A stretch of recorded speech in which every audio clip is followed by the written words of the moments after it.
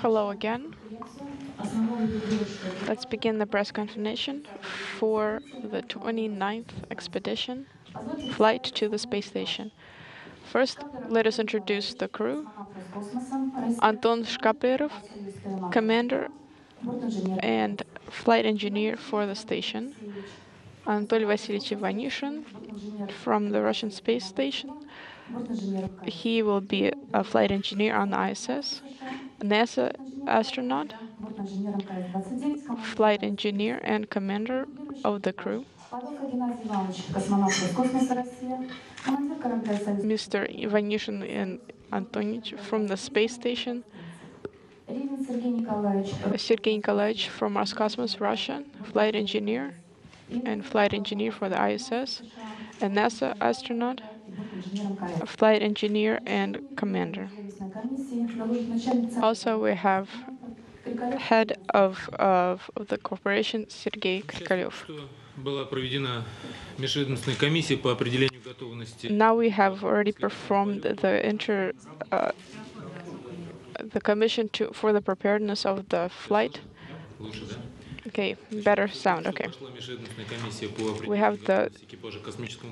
have already performed the commission for the flight readiness of the crew. The crew has already performed most of their training. They have performed the training on all of the training stations. And a few days after that, the commission is taken, and the crew begins the next stage of training already on the Baikonur Cosmodrome. Now we've had a little bit of a hold-up with the accident of the Progress cargo vehicle. It is necessary to determine the final causes of this accident. We've had needed to have some additional time to make the decision about the launch. As you know, the launch was slipped back.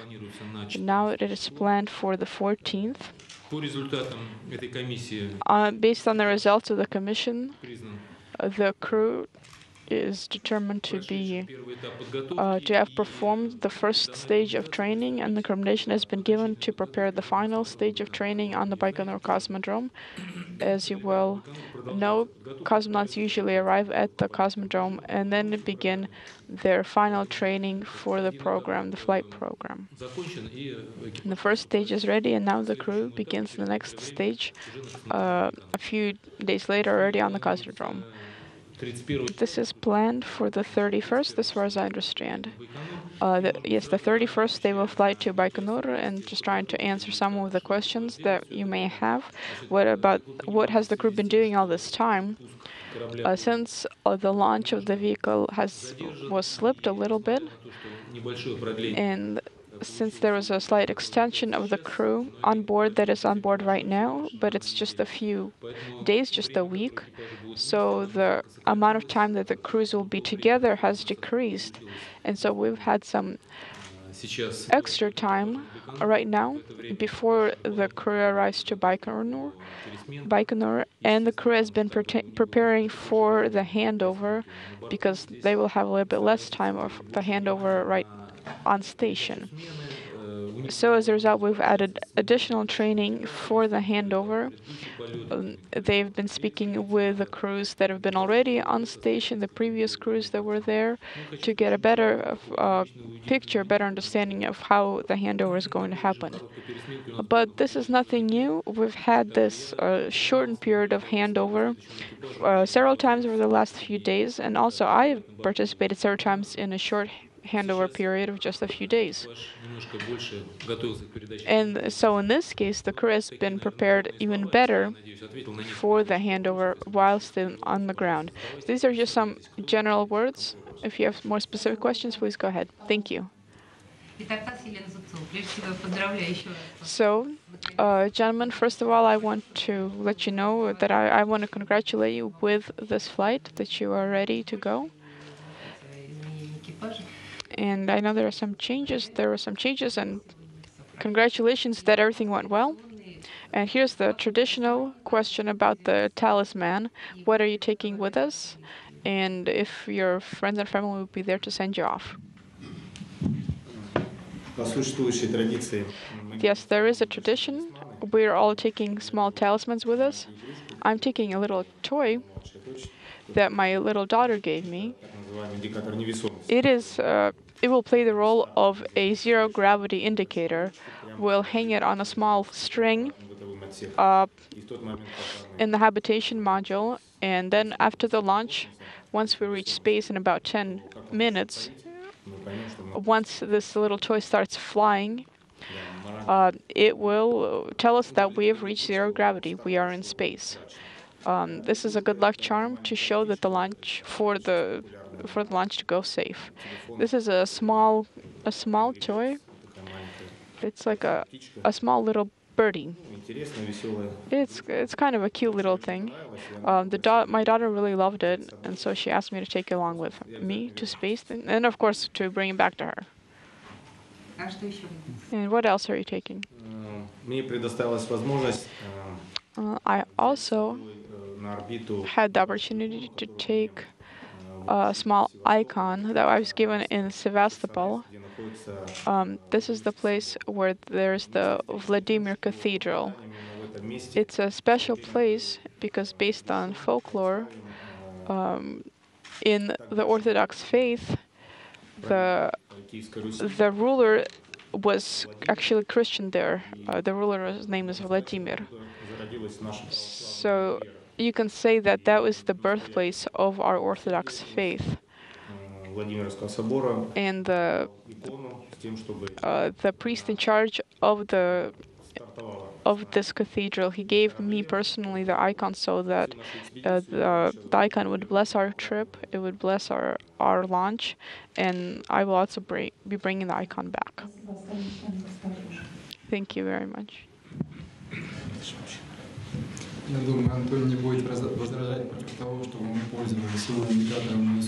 Well, I think Anatoly won't mind if we use if we use his zero gravity indicator, because I haven't had any toys in a while. My son is pretty old, and all the toys that he's used, they're pretty heavy, so I won't be able to use them. As for me, I'm taking just some pictures, some images that I'll be taking along. I think this is a very good tradition that you've had. We've done this on the shuttle as well. I will have with me some photographs of my family and friends, and a few flags, small flags, emblems from the Coast Guard, for example, and I think all of these are really important for us to stay connected and remember all the folks that are here on the Earth that are supporting us during the mission. It's a physical representation of those that we love and care about, and a great place to put a lot of those things are on the walls of the crew quarters or the cayutes.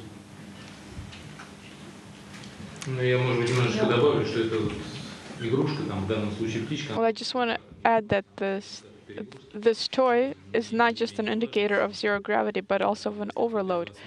Because I don't know if you noticed, as the toy swings, you can tell by the frequency of the swings whether there's an overload. For example, between the switch from one stage of flight to the second stage flight, the first information that you get is to see how the vehicle is doing based on what the motion of the little toy is telling you. Since this launch is happening a bit later in November, the one that was initially planned for November will be happening in December. These gentlemen will be flying alone, just a 3-person crew, until mid-December, when the second crew will arrive. So the plan to return back to a 6-person crew is by mid-December. And so we had a little bit of a slip in a lot of our plans, but since they're launching a bit later, the flight will also be a little bit shorter to get back to the standard flight program plan. So I have a question about the plans for all of the science experiments that are planned for you. What do you think is the most interesting experiment planned for you? Well, yes, there are a lot of experiments, about 50 experiments per crew member, because there's about 200 experiments on station. I think one of the most interesting for me will be an experiment called Chibis. This will be performed on the Progress that will be docked to the station. Prior to being burned as it enters the atmosphere,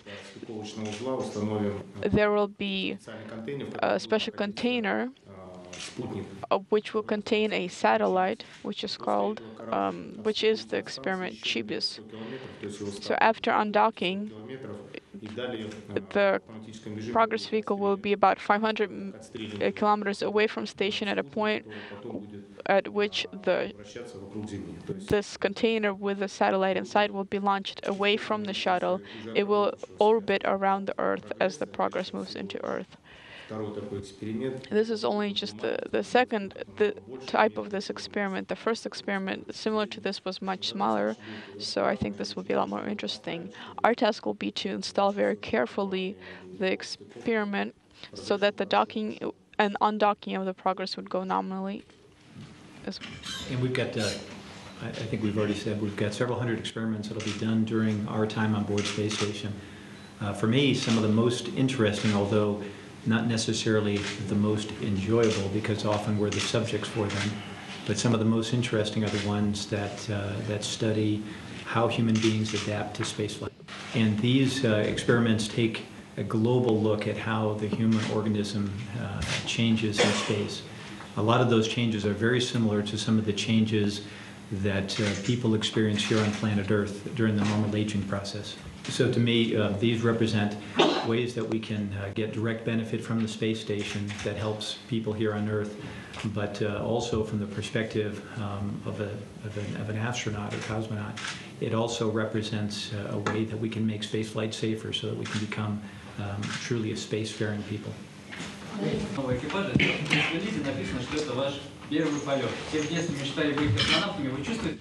For two of you, this is your first flight. All kids dream of being pilots. What about you? Have you ever dreamed about being a cosmonaut before? Well, I think that it's not something that I've dreamed about particularly. I see it as an important step in our career, an important step in our growth. And when I look back, I've been coming to this stage in my career for a long time. But I think that once I see Earth from the space station for the first time, then I will really feel this accomplishment. I'll understand how important it is. As for me, I don't want to disappoint everyone, but I have dreamed of being a pilot all my life. I remember a moment when I was in about 10th grade. We had some class. I think it had to do with the psychology of family life, and there we had couples, a boy and a girl, and they had to develop a family. And all of my classmates said what was expected of them. They said that they're going to be engineers, and I said, well, I'm going to be a cosmonaut. And we were very successful because as my pretend family, because I was a cosmonaut that was never at home. Thank you very much. We would like to invite Mr. Nikolai Borisovich from the Federation of Cosmonautics. He has brought two gifts for the two cosmonauts flying for the first time. First of all, I'd like to congratulate you on behalf of the President of the Federation of Cosmonauts of Russia, Mr. Kovalenko, for the completion of the training for the upcoming flight.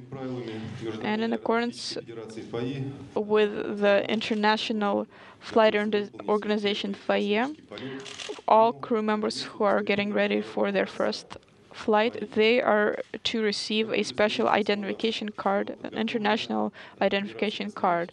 And these were prepared for the two who are to fly, Anton Shkaplerov and Anatoly Ivanishin. These two gentlemen are getting ready for their first flight, and so I'd like to give these two certifications for them. Number 135 for Anton Shkaplerov and 136 for Anatoly Ivanishin.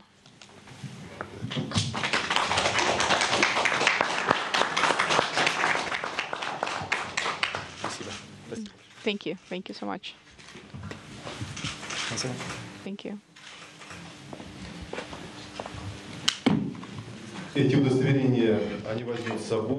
will take these IDs with them, and they will take them with them on all subsequent flights as well.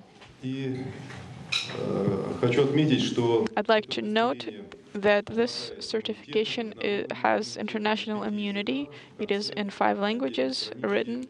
There is a statement in 5 languages on the last page with a request to provide all sorts of support to the owner of the certification. And I would just like to say that I will be supporting you from down here, from 450 kilometers below your space station.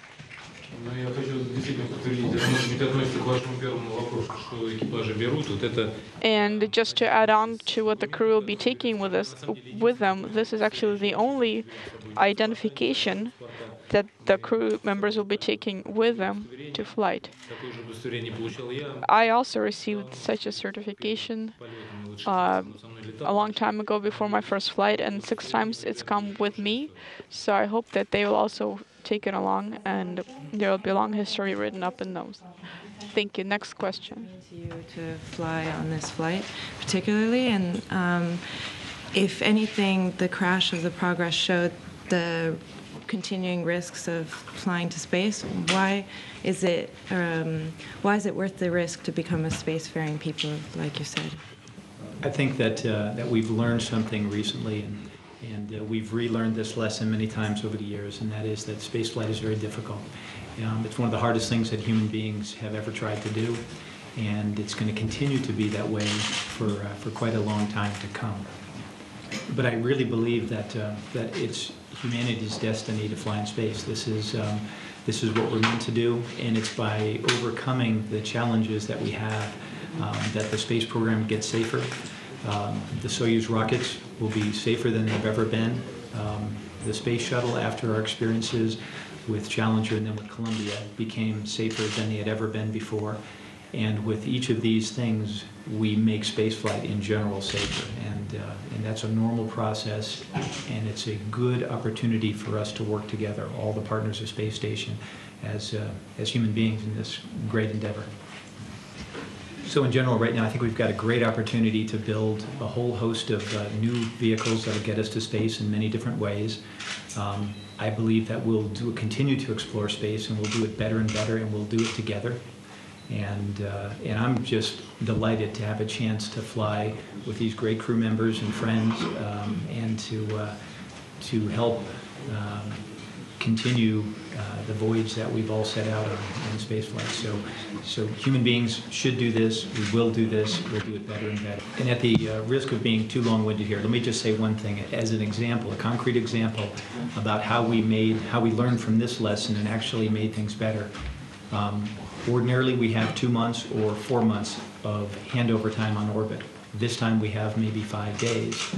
But in fact, because of the situation, that handover time has already begun. We have spent the last 6 weeks training, working with the crew on board Space Station through video conferences, through phone calls, through downlink video. So we, in essence, I think, are better prepared now than we probably would have been had we had the limited time that we ordinarily have on board to work together. We, Anton and Anatoly, are talking with Sergei a couple of times a day, and I'm also working with Mike and Satoshi, learning about the U.S. segment systems. And I've got dozens of hours of videotape that show me just how to operate those.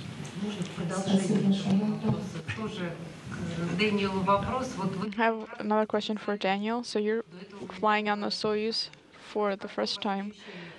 as opposed to the shuttle. What are the similarities and the differences between the shuttle and the Soyuz?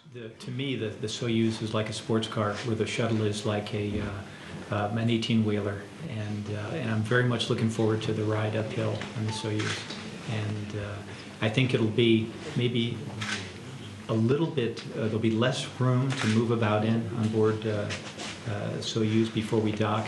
But I have, since I began my career with NASA, have always wanted to fly on a rocket, in a small vehicle like the Soyuz. So I'm very much looking forward to it, and that hasn't changed a bit in light of recent events over the past couple of months. I'm very much excited about doing this. Во время вашего полета у Международной космической станции будет маленький юбилей. During your flight on the ISS, there will be a small anniversary. Тысячный свой виток. The ISS will have the 75,000th orbit around Earth. How are you planning to celebrate this? Well, I think we'll celebrate in our own little space way. Maybe we'll have a family gathering around the table. We'll have some tea. We'll open up our bonus containers, have some special food, have a feast. We'll talk about it. And of course, we'll try to send our hellos to those who are on the ground, who are continuing to support station from the ground, who continue the cosmonaut training. We'll send our best to the cosmonauts who have already been there. Thank you very much. I just want to add that you're probably wondering what has been going on these past weeks. The crew members have been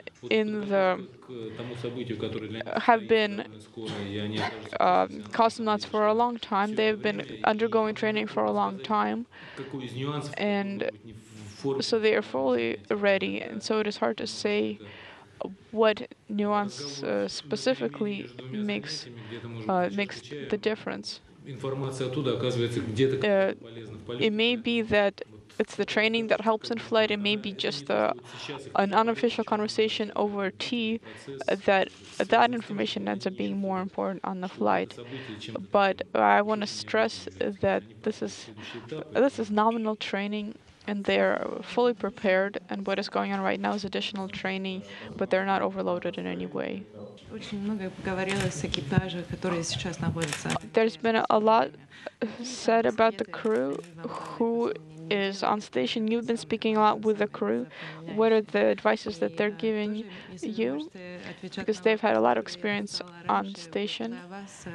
And if you can answer the question that I've already asked, why is it worth risking? Why is it worth having a space flight? What does that mean to you? I just again want to stress that we are very closely training with a crew that is already on board. They give us a lot of very important, valuable advice, starting from the very basic household questions like how to prepare food, how to get used to zero gravity. And it's important to speak with them because they can provide this information since they've gone through it themselves. And yes, there is a lot of risk involved. But in the training, we know that there are a lot of off-nominal situations that may occur, and we've prepared for them.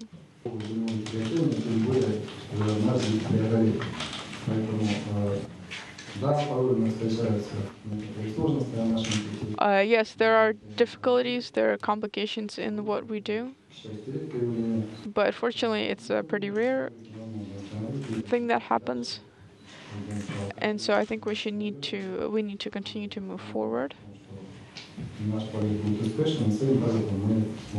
And we need to do everything we can to make our flight a success. Yeah, I'd like to thank all of the people present for their good questions, and the cosmonauts and astronauts for their answers. Thank you so much. Okay, now we can do some traditional photographs. Okay, handshake as always, traditional handshake. Thank you.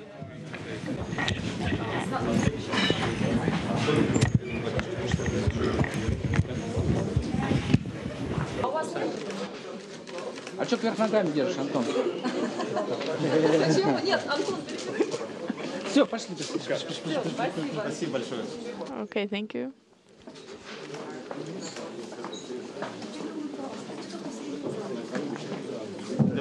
Нормально? Right? Yeah, excellent. So maybe 15, 20 minutes? Oh, yeah. Not more.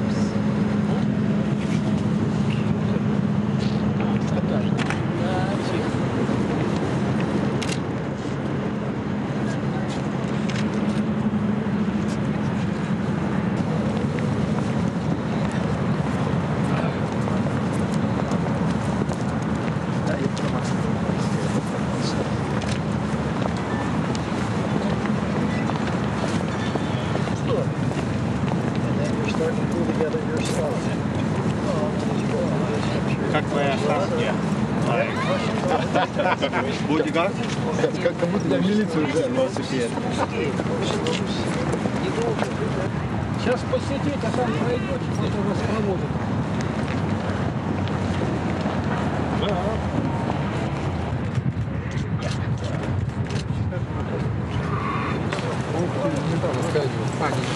Нет, мы были в апреле, в марте.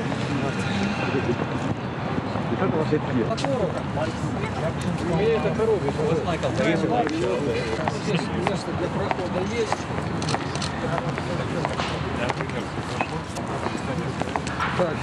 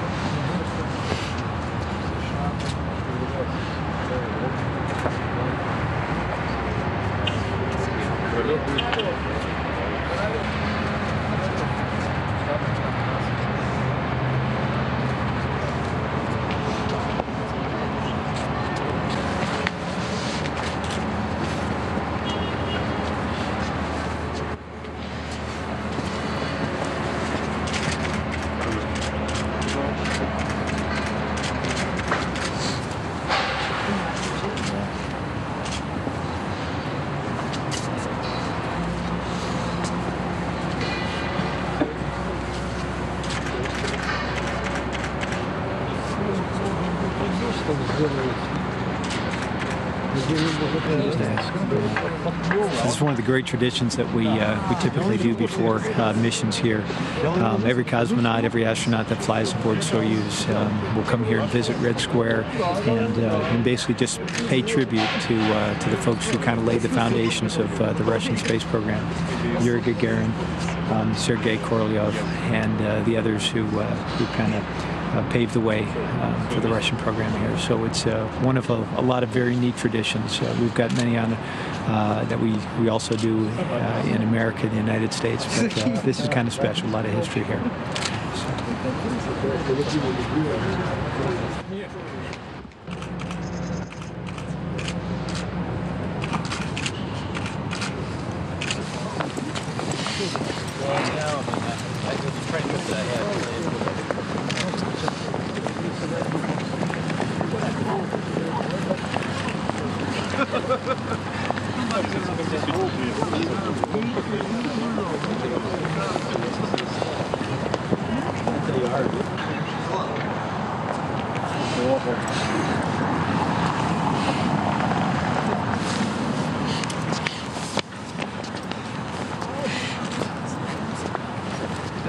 Чуть-чуть.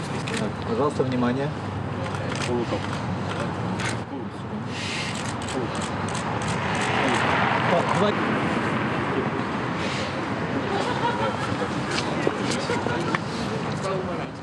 Ты тогда вот кепку как-то это, в другую руку и за спину. Да. Или так. Пожалуйста, внимание. Okay, smile for the camera. Все, вот так, будут все вместе, желающие. Okay, everyone together.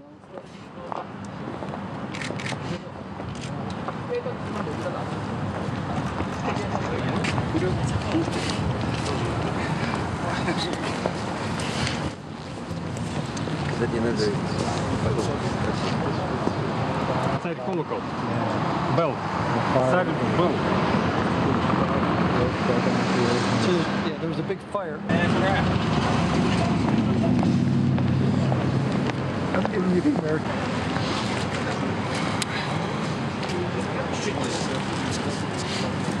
Все, замечательно. Пожалуйста. А мальчик с кепкой.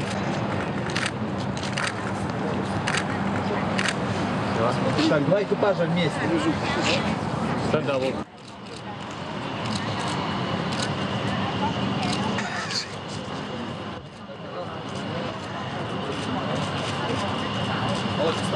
Ну, два варианта развития событий. Либо идем назад к автобусу, либо еще на Соборной площади будем фотографироваться. Get back to the bus or on the Bell Square. Let's go back to the bus. So again, here we are touring some famous sites inside the Kremlin. Red Square, which we were just at, that's right outside the Kremlin Wall, and now we're inside. And this is the Tsar's Cannon, and we were just at the Tsar's Bell. So again, a lot of history, and something that traditionally all the crews will come and visit just before, about a week before you head down the launch. So 7 days from now, we plan to be on our way to Baikonur, and then shortly thereafter on our way to the space station. A little bit later than we planned, but happy to be there just the same.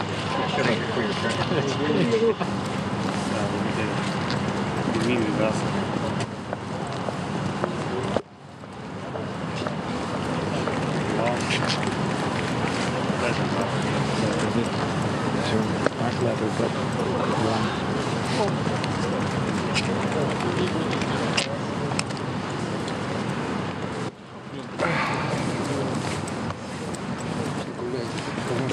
Поездка